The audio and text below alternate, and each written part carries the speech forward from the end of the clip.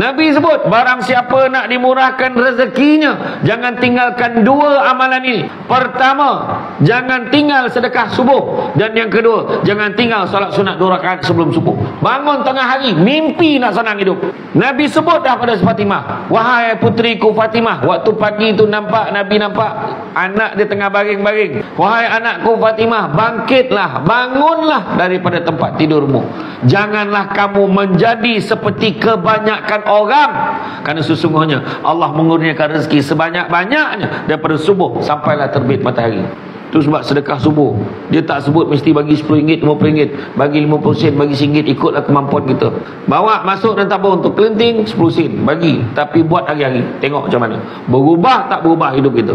Tuan-tuan mengungut, tak tahulah sekarang susah lah, tak tahulah hidup sudah macam ni, apa tak boleh, tu tak jadi, ini tak jadi, macam mana nak buat ni.